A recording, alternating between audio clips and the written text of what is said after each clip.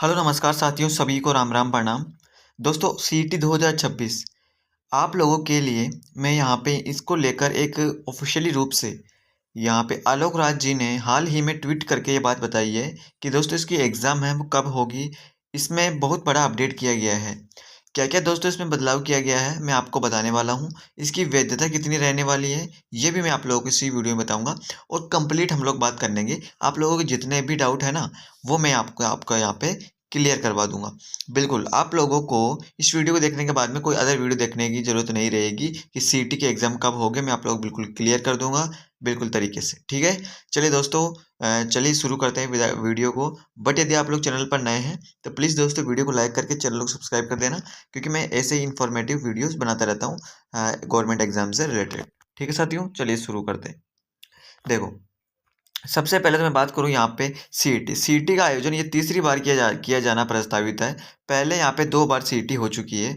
But government का ऐसा नियम है कि इस बार तो अब की बार तो गवर्नमेंट आलोक राज जी बोल रहे हैं कि अब की बार तो इसमें है ना जो 60% के क्राइटेरिया रखा जाएगा, है ना। 60% का क्राइटेरिया रखा जाएगा और यहाँ पे प्री और मेंस रखा जाएगा इसमें। भाई ये कौन से नियम हो गए? इसमें आरएस की तर्ज पर प्री और मेंस की बात चल रही है ना।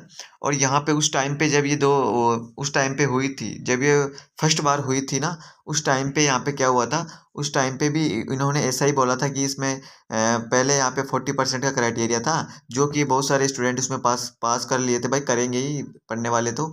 फिर क्या हुआ, फिर इन्होंने अब की बार सेकंड बार जब अब होगी, तब इन्होंने क्राइटेरिया लगाया कि बहुत सारे कैंडिडेट यहाँ पे पास हो गए हैं सीईटी में, तो हमारा यहाँ पे उद्देश्य फेल हो गया है, तो हम यहाँ पे 60% का क्राइटेरिया रखेंगे 40% के स्थान पर।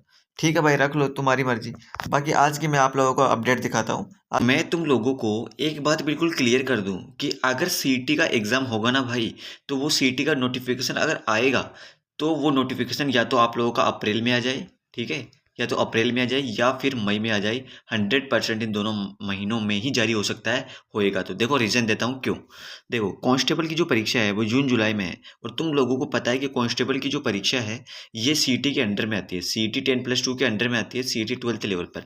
जिसका क्वालिफाई होगा वही इसको दे पाएगा। तो यहाँ पे जून जुलाई में तो दोस्तों इसकी एग्ज़ाम यहाँ पे प्रस्तावित की गई है। बट यहाँ पे अगर यहाँ पे इसका एग्ज़ाम यहाँ पे नहीं होता है तो सीईटी का, तो यहाँ पे कांस्टेबल का एग्ज़ाम भी नहीं होगा। फिर देखो, इन दोनों महीनों में बिल्कुल चांसेस बन रहे हैं। बाकी आज की कटिंग, सुबह की कटिंग में आपको दिखाता हूँ कि क्या आई है। देखो, आज सुबह न्यूज़पेपर में ये बात आई है कि समान पात्रता परीक्षा पहले से घोषित कांस्टेबल और ग्राम विकास अधिकारियों की भर्ती नहीं हो सकेगी, ऐसा बोला गया। भाई दिल टूट गया है बात सुनते ही। सीटी नहीं होने से प्रदेश के 20 लाख बेरोजगारों को झटका, अगले 1 साल के लिए अटकी 23 नई भर्तियां। देखो, इस प्रकार से बोला गया है, और आलोक राज जी ने भी यहाँ पे ट्वीट करके ये बात बोली है। देखो, यहाँ पे बात कही गई है, अभी सरकार की तरफ से हमारे पास सीटी के आयोजन को लेकर कोई निर्देश नहीं मिले हैं। इतना जरूर है कि इसके प्रावधानों में कुछ बदलाव किया जा रहा है। मैं अगले 3-4 दिन में सीईटी आयोजन को लेकर संबंधित अधिकारियों से मिलूंगा। सीईटी नहीं हुई तो इसमें शामिल भर्तियों में 1 से 1.5 साल तक की ही देरी हो सकती है, इससे ज़्यादा नहीं होगी। आलोक राज जी ने ऐसा बोला है। देखो, यहाँ पे सीईटी में कौन कौन सी भर्तियाँ टिकी हुई है ये भी बोला गया है। देखो, सीईटी में प्लाटून कमांडर भर्ती, पटवारी और जल संसाधन, यहाँ पे कनिष्ठ लेखाकार भर्ती, है ना। इस प्रकार से बहुत सारी भर्तियाँ अटकी हुई है। और यहाँ पे देखो, यह बदलाव प्रस्तावित सीईटी में दोस्तों आपके पास 60% का आप लोगों को क्राइटेरिया है, जो कि आप लोगों का आपके बार रहने वाला है। इसको यहाँ पे लेकर निर्णय चल रहा है। अभी फाइनलाइज नहीं हुआ है कि क्या ये कंफर्म होगा कि नहीं। सीटी आरएस की तर्ज पर 2 चरणों में प्री और मेंस आयोजित करने के प्रस्ताव पर भी मंथन चल रहा है। सीटी प्रमाण पत्र की वैधता को 1 वर्ष से बढ़ाकर 3 वर्ष किया गया है। यह प्रावधान सीटी नई सीटी से लागू होगा। इस प्रकार का भी यहाँ पे प्रावधान अभी चल रहा है, ऐसा कहा गया है। ठीक है। बाकी दोस्तों, ये आप लोगों के लिए इंपॉर्टेंट अपडेट थी। बाकी देखो, जो भी कैंडिडेट अभी 12th पास है, जो भी 12th पास है, मैं उसको यही बात कहना चाहूँगा भाई, बिल्कुल आप तो क्या करो, आपके पास में सिर्फ एक ही ऑप्शन है। आप सीईटी 2026 की जब भी वैकेंसी होगी उसकी तैयारी में आप अभी से लग जाओ, अभी से लग जाओ। क्या है सिलेबस? सिलेबस बहुत बड़ा है सीईटी का। अगर आप लोग सीईटी का सिलेबस कर लेते हो तो ये मान लो राजस्थान में आप आरएस का सिलेबस कंप्लीट कर लिए हो। ठीक है।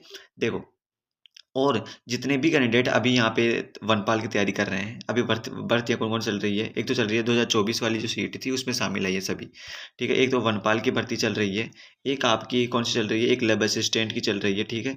एक आपकी चल रही है एलडीसी की भर्ती चल रही है, इसके अलावा कौन-सी चल रही है? इसके अलावा ये 3-4 भर्तियाँ हैं जो इम्पोर्टेंट पॉपुलर हैं, वो आप क्या कीजिए, इनकी तैयारी जो कर रहे हैं बिल्कुल अच्छे से करते रहिए भाई।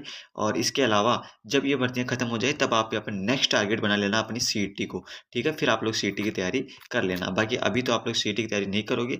बाकी दोस्तों ये आप लोगों के लिए इंपॉर्टेंट अपडेट जो मैंने आप लोगों को प्रोवाइड की है। आई होप ये वीडियो पसंद आया है। प्लीज़ दोस्तों वीडियो पे कमेंट ज़रूर करना। धन्यवाद।